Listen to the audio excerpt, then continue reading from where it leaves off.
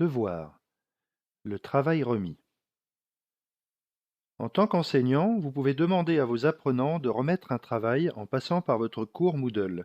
Ceci économise du papier et est préférable au courriel, car quand ils remettent leur travail, vous voyez uniquement une liste de votre classe dans votre cours Moodle qui n'est pas polluée par des courriels de collègues ou de sociétés. Ce qu'ils peuvent remettre sont soit des fichiers à déposer ou du texte écrit directement dans Moodle.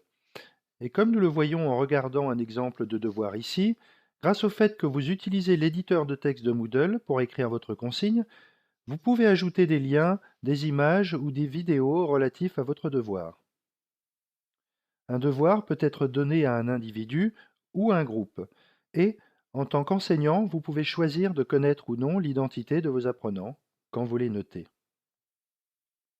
Donc, si vous souhaitez ajouter un devoir, nous devons activer le mode édition, soit en cliquant sur le bouton en haut à droite ou dans le bloc administration en cliquant sur le lien Activer le mode édition.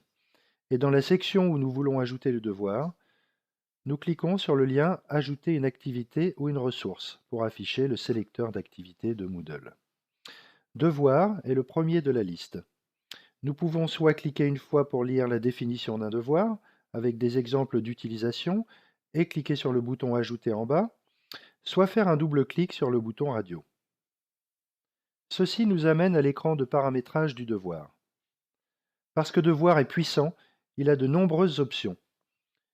Nous allons seulement en regarder quelques-unes dans cette vidéo. Le nom est important, car c'est ce que verront les apprenants sur la page de cours.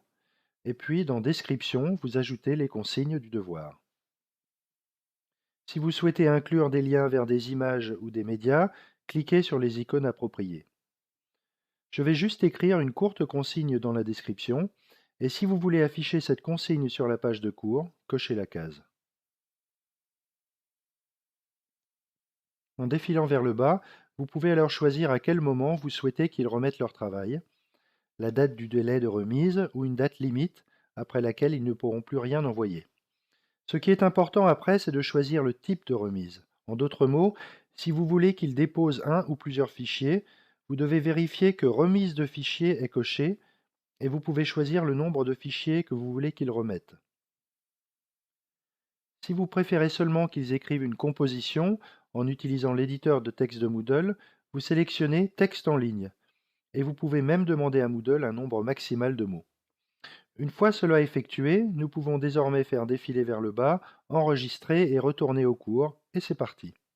Mais il est utile d'explorer quelques-unes des autres options dans les autres liens. Par exemple, dans Type de feedback, Commentaire en ligne vous permettra d'écrire directement dans la composition de l'apprenant, tout comme vous le feriez avec un travail sur papier.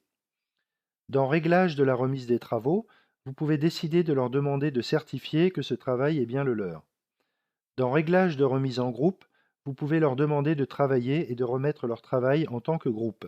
Et dans Notification, nous pouvons choisir d'être notifiés par messagerie quand les étudiants remettent quelque chose, et aussi si par défaut les étudiants seront notifiés quand nous aurons noté leur travail.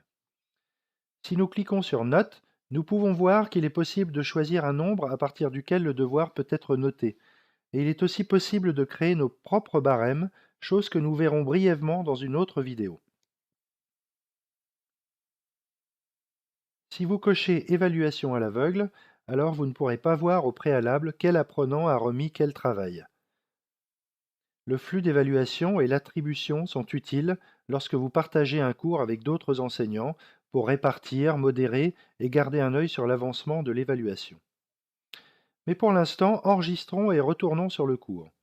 Notre devoir est prêt à recevoir les travaux des étudiants et vous pouvez voir qu'il a sa propre icône qui permet aux apprenants d'identifier quelle activité spécifique ils vont faire en cliquant sur le lien.